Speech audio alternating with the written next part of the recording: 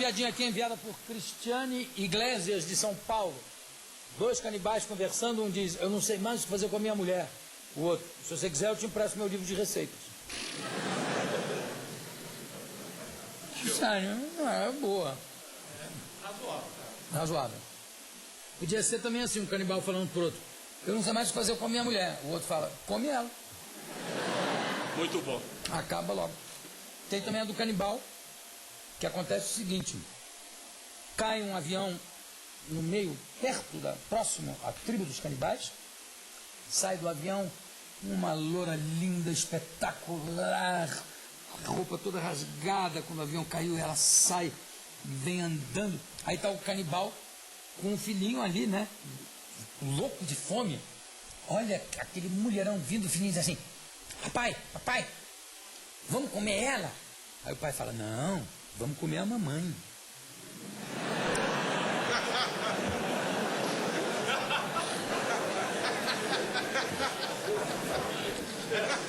Você não entendeu, né, Bira?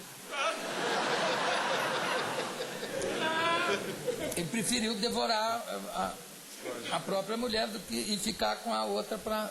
Entendeu? Ele é um ex-combatente da FEB, Força Expedicionária Brasileira.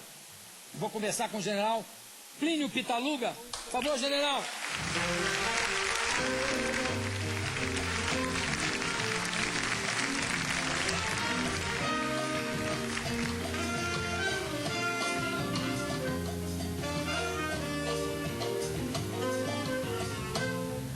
General, você é presidente, eu vi uma entrevista sua maravilhosa com o Chico Pinheiro. Você é presidente do, acho que foi na, se não me engano, não sei se foi na GNT ou se foi na Globo News, uma das duas. Na Globo News. Você é presidente do Conselho Nacional da Associação de Ex-Combatentes. Participou da Segunda Guerra Mundial. Você chegou na Itália com que função, general? Eu comandava um esquadrão de reconhecimento blindado. O blindado era, vamos dizer assim, o prolongamento, a consequência do que era antigamente a cavalaria. Então fazia o mesmo papel da cavalaria.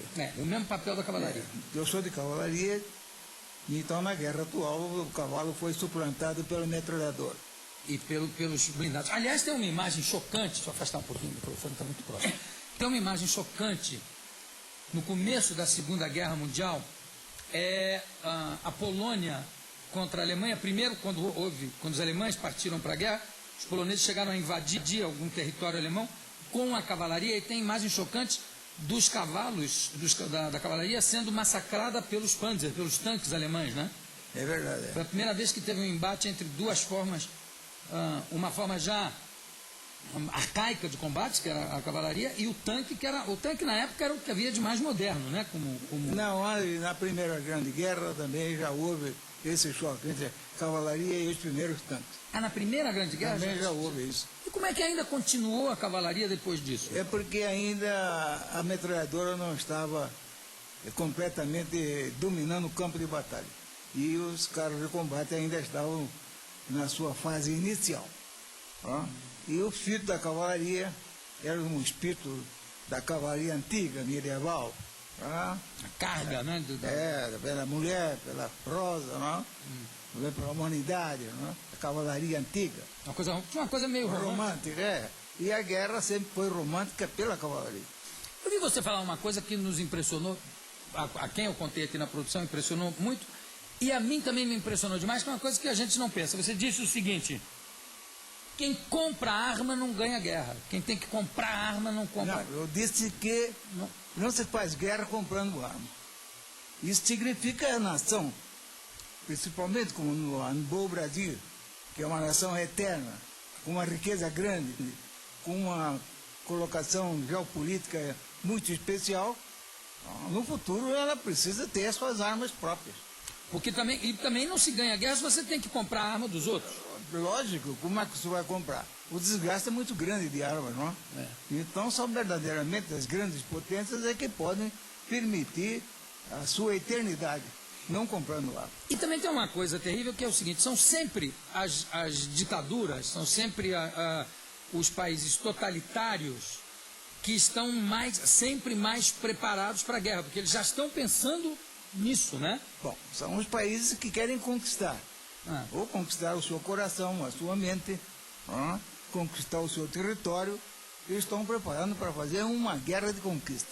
E nós, da democracia, não estamos preparados para isso. Quer dizer que Porque quando... a guerra é muito cara, né? Quando os alemães entraram na guerra, começaram a guerra, estavam se preparando, escondidos, né? Porque não poderiam, né? Pelo Tratado de Versalhes, eles não poderiam se preparar tanto, mas já estavam muito mais preparados do que qualquer das democracias, como França, Sim, Inglaterra e tal. evidentemente, porque eles já estavam preparando para jogar do outro lado o Tratado de Versalhes. E eles já estavam com o sentido de recuperar os territórios perdidos e com outras intenções dentro da filosofia de conquistar novos territórios e novos homens. Como é que se explica, general, uma coisa tão boba, tão primária, como a famosa linha Maginot? Os franceses achavam que ali não se passaria, os alemães chegaram e fizeram a volta da linha Maginot. É uma questão de filosofia da vida, não? A França estava dominada por um espírito retrógrado. Achava que a linha Maginot era suficiente para garantir a sua segurança. Achava que os alemães não iam fazer a volta, entrar pela Bélgica ou fazer a volta da linha Maginot. E ela, então, não sentiu um novo exército que estava surgindo, com os novos aviões, com os novos carros de combate e, sobretudo, com a nova intenção, com a nova filosofia política. Bom, o Brasil chegou na guerra, o Brasil chegou na Itália ainda muito despreparado, não foi? Bom, evidentemente, quando eu disse a democracia não estava preparada para uma guerra, e muito menos no Brasil. O que nós tínhamos? Exército, 60 mil homens. Marinha, navios antigos. Aeronáutica, se fundindo a aeronáutica do Exército com a Marinha. Então, evidentemente, nós não estávamos preparados para uma determinada guerra.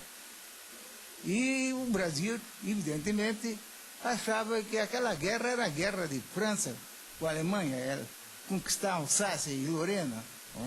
Era uma guerra muito particular. E que nós estávamos tão distantes da guerra, com o Atlântico, com os Andes aqui atrás de nós, com a floresta amazônica, e que nós não vimos nada com aquela guerra. Quando se pensou que não era uma guerra somente da França com a Alemanha, ou da Inglaterra, ou com a Polônia, com a Rússia, que era uma guerra de filosofia, de uma doutrina nova, de domínio do mundo por 1000 anos. De massacres, genocídios. Sim, lógico, uma guerra de matar. Então aí que o Brasil sentiu que ela tinha também de responsabilidade moral e política, porque a guerra podia se chegar a nós. E como é que nós podíamos, no futuro, garantir toda essa nossa riqueza? Então nós tínhamos de encontro moral as democracias que estavam sendo dominadas. Evidentemente. Mas como? Com que material? Nós tínhamos de aceitar o auxílio dos nossos amigos. Quais eram os nossos amigos? Eram os amigos democratas. E os americanos, principalmente. Americanos, franceses, ingleses. Mas o material usado pelos brasileiros era um material fornecido pelos americanos? Comprados aos americanos. Comprado? Comprado, lógico. Nós não ganhamos. Não teve Não, nós pagamos tudo. Pagamos por muito tempo, mas pagamos.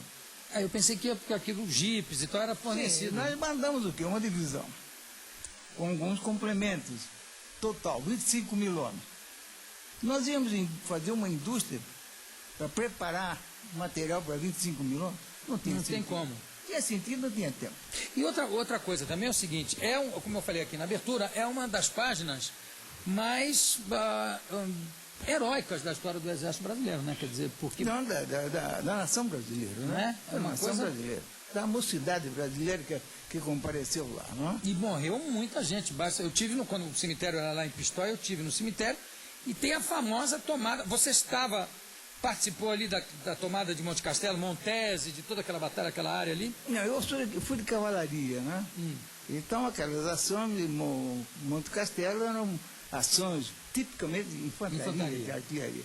A ação da cavalaria foi posterior, quando aquelas organizações defensivas dos alemães foram rompidas e a cavalaria então foi lançada para não permitir que as forças em retirada dos alemães constituíssem novas linhas de defesa na retaguarda. Nós temos umas fotos aqui do general Pitaluga, eu gostaria de botar as fotos, virem, para o general ir contando para a gente aqui no telão, general. Aqui, qual era o seu posto aqui, general? Capitão, isso no fim da guerra, 15 dias depois de terminar a guerra. 15 dias depois. Este é o carro de reconhecimento americano. Você chegou lá como capitão já ou Como tenente. Como tenente. Eu era subcomandante ainda do esquadrão. Aqui você tinha que idade, desculpando a minha indiscrição, que idade tinha aqui o capitão Pitaluga? 33 anos. Você chegou lá com 30 anos? Tenente. Como tenente, que idade? Com que idade? Ainda com 33. Com 33. Eu fui promovido logo. Ok. Vamos lá. Mas não promovido por qualquer ato, mas na rotina. Certo. Aqui o que é isso? Aí uma técnica de fazer uma manutenção de um jipe. Tirar o óleo e a gasolina, derrubar o jipe nessa posição e trabalhar embaixo dele com toda a segurança. Isso é uma manutenção de campanha. Ah, se vira o jipe para fazer a manutenção com ele. É embaixo. Vamos mostrar mais, Vilém? Aqui o que é? São Isso prisioneiros? no fim da guerra, quando os alemães se entregaram na região ao sul de Parma, Fornovo. Então foram os últimos dias de combate. E eles se entregaram a um batalhão brasileiro? Se entregaram a brasileiros aqui? A brasileiros. E eles preferiram entregar os brasileiros. Algum desses prisioneiros veio para o Brasil? Não sei. Teve algum? Não, eu digo, teve, Teve algum prisioneiro de guerra no Brasil? Não, nós fizemos prisioneiro quando ainda aqui no Brasil, alguns submarinos... Dos submarinos, né? Dos submarinos marinheiros. alemães e italianos. Aqui... É um material apreendido deles. Foram 14 mil homens e essa material, além da cavalhada, porque os alemães estavam também utilizando muitos cavalos para puxar suas viaturas. Puxar canhão, viatura, essas coisas. O que mais? Já estavam com... Isso aqui é a tropa vitoriosa em Castelo. São os brasileiros após a conquista de Castelo. Estão descansando após a última... Quanto tempo levou essa batalha de Castelo, do Monte Castelo? Nós tivemos 4 insucessos em 44. Os primeiros insucessos, naturalmente. Qual exército que não tem sucesso? Nós não saímos daqui, evidentemente, com um preparo grande. Pouco tempo de trabalho. Claro. Embora tivesse uma capacidade de instrução muito boa dos nossos oficiais, sargentos. Instruções dadas por missões francesas, ou a marinha americanas que davam instrução. Então nós tínhamos uma capacidade boa de cultura militar, não? Uhum. Mas tinha pouco tempo para fazer a preparação da nova tropa. Experiência prática, né? Prática. Nosso exército era 60 mil homens. Nós tivemos de mobilizar 200 mil homens durante a guerra. Foram mobilizados 200 mil? Por quê? 25 para a Itália. E um pessoal que ficou no litoral. Que ficou aqui no litoral. Agora, a batalha, o tempo todo dessa batalha do Monte Castelo, durou dias, durou... Quanto tempo durou, mais ou menos? Um combate durou 4 dias, outro durou 2 dias, outro durou horas. Viu? Até o último, quando foi conquistado. Foi um combate de 4 dias, com um apoio e cooperação de forças americanas. Vamos virar, por favor. Aqui é um lago congelado que tem uma história muito particular. Quando nós descobrimos esse lago, nós estávamos numa montanha de 1.500 metros de altitude. E lá não podíamos chegar com todo o material para uma cozinha normal. Passamos um mês com uma ração especial, ração de reserva, lata. Aquela lata. Cada homem recebia 9 latas por dia e tinha fogareiro e esquentava. Mas precisava de água. E fomos encontrar esta lagoa, e depois então verificamos que ela já estava congelada. Estava congelada, depois verificamos que ela já estava com o tempo descongelando e encontramos mortos lá dentro, 2 mortos, que era do combate anterior dos americanos. Que loucura! Lá embaixo do... Nós tínhamos bebido a água, e naturalmente os micróbios já estavam congelados também. Vamos mudar. Vamos nós terminar aí. Olha aqui, o homem derretendo a neve. A neve com os micróbios, com tudo? Não, aí não, isso aí é neve, é outra neve. Aí já é outra neve. Sem micróbio. Aí era o homem para tomar banho, o banho do buraco, né? Quantos dias se fica sem tomar banho durante a batalha? Né? Não, 2 dias, 3 dias, tem que tomar o banho do buraco, né? Como é que é o banho do buraco? Uma água quente, capacete de aço, esquenta a água e com um pano você vai limpar todos os buracos. É o famoso banho do buraco. É banho do buraco. Oh, maravilha. Viu? Vamos lá, vira a magia. Aí é uma parte do esquadrão partindo para aproveitamento do êxodo. Não é? É quando as fortificações foram rompidas e nós partimos atrás daqueles elementos que abandonavam as posições iniciais e estávamos atrás dele para não permitir fixação em outras regiões. Aqui é um tanque, né? Aqui é um carro do esquadrão. E você está aqui, é um dos dois aqui, Eu estou não? mais na frente. Vamos Comandante, mudar. você está mais na frente. Comandante vai na frente. É a lógica. E aqui, Bom, aqui é para mostrar o estado físico do meu homem 10 dias após o término da guerra. E depois a alegria também. claro, Era um pessoal jogando o jogo da corda, né? Puxando. Cabo de guerra. cabo de guerra chamado. Vamos lá, Vilém.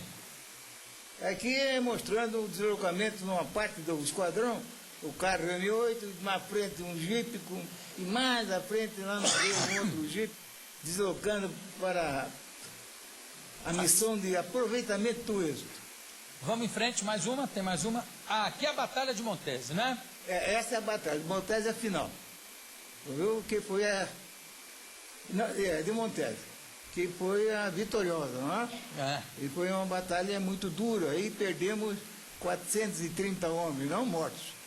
Morreram cerca de 50, os outros foram feridos, desaparecidos, não é? Mas tem uma história bonita, general, dos 3 soldados brasileiros que foram enterrados pelos alemães, pelos soldados alemães. 3. São 6, né? 3 numa localidade e 3 em outra 6. região. Como é que foi isso? Bom, naturalmente, o combate da infantaria, ele fraciona, não é? Divide. Então, o soldado perde o contato com o seu tenente, com o seu sargento. A gente fica isolado. Fica isolado. Não é? E a fibra desse homem, o tratamento, a sua educação militar, a sua responsabilidade, então, muitos deles continuam combatendo, fora das vistas do seu tenente, do seu sargento, e de qualquer outra autoridade. E em 2 situações, os alemães ficaram admirados de ver aqueles homens abandonados, sozinhos, lutando até morrer. Então colocaram numa cruz. Viu? Aqui estão 3 heróis brasileiros. Olha que bonito. Uma cruz em Montese e outra em Castelo Novo. 3 elementos do 1º Regimento de Infantaria do Rio e 3 elementos do Regimento de São João do Rei, o 11 de Minas Gerais. Que bonito isso. Então isso aí mostra a fibra do homem devidamente educado, devidamente com responsabilidade. Tem a história também de um tenente que se feriu e recusou a ajuda recusou a ajuda dos companheiros? Como é que foi isso? Não. Ele feriu um combate em Montese, Negas. E ele então sentiu que ia morrer. E os homens foram aplicar nele o medicamento de urgência. Sim. Cada homem leva numa bolsa especial. O seu medicamento. E ele sentiu que ia morrer, rezou com o seu pelotão e deu ordem para continuar, porque ele ia ficar, ele ia morrer ali e o pelotão tinha que prosseguir. Ele morreu e o pelotão prosseguiu. Bom, eu conversei aqui com o presidente do Conselho Nacional da Associação de Ex-Combatentes, General Plínio Pitaluga. General, muitíssimo obrigado pela sua presença aqui conosco. A todos vocês aqui também, muito obrigado. E nós vamos terminar a noite de hoje com a canja da tiazinha, que ela já está aqui no telão. A todos vocês, boa noite. Obrigado. General, muito obrigado. Obrigado.